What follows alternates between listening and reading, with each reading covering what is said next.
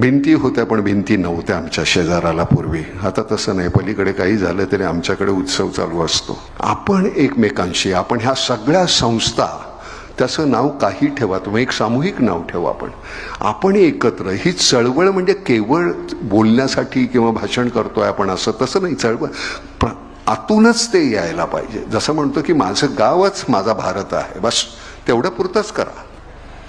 प्रत्येकाने तेवढं केलं की झालं, सगळं आमचं समृद्ध होईल भारत.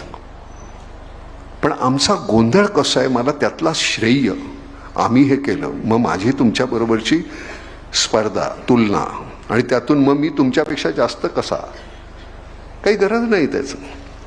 विक्रम गोखले हा माझ्यापेक्षा अप्रतिमच नट राहणार मरेपर्यंत, मी त्याच्यासमोर कोताच राहणार हे मी मान्य करायचं आणि त्याच्याकडनं शिकण्याचा प्रयत्न करायचा. मला त्याच्यापेक्षा मोठं नाही व्हायचं, मला सतत माझ्यापेक्षा मोठं व्हायला हवं. त्याच्याबरोबरीला मी जाऊ शकेन की नाही मला माहिती नाही. ते करत राहणं. आपली स्पर्धा ही केवळ आपल्याबरोबरच असावी, बाकी कोणाबरोबर नसावी. आमच्या आईला मी नेहमी विचारायचो की आई, अगं मुसलमान आणि हिंदूंमधला फरक काय आहे ग? ते म्हणले काय नाही, आपण हात जोडून नमस्कार करतो, ते हात उघडून नमस्कार करतो. किती सोपी व्याख्या आहे ना दोन धर्मातली. आम्हाला लहानपणापासून हे शिकवलं, त्यामुळे मला कधीच तू कुठल्या जातीचा आणि धर्माचा आहे मला विचारावंसंच वाटलं नाही.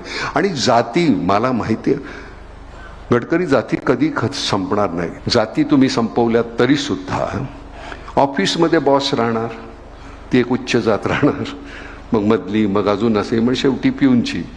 तर तुम्ही शेवटी तुमची पात्रता काय आहे, तुम्ही करता काय, किती आपल्यामध्ये कुवत आहे, त्याच्यावर आपली जात ठरते. कांबळी नावाचा आमचा बॉस, मला आनंद होतो, कांबळे माझा बॉस आहे. एक दिवस त्याला तिथेच आम्ही असे बघायचो. ते जातीतला फरक सरते शेवटी आपण कशाने मिटवणार? आपल्या ज्ञानानं, शिक्षणानं. आज मोठ्या मोठ्या पदावर इतकी छान मंडळी आहेत, त्यांची जात नाही कोणी विचारत. मला नाही, तुम्हाला माहिती आहे का माझी जात? माझी जात नाही कोणाला मी सांगितली, कोणी विचारली नाही.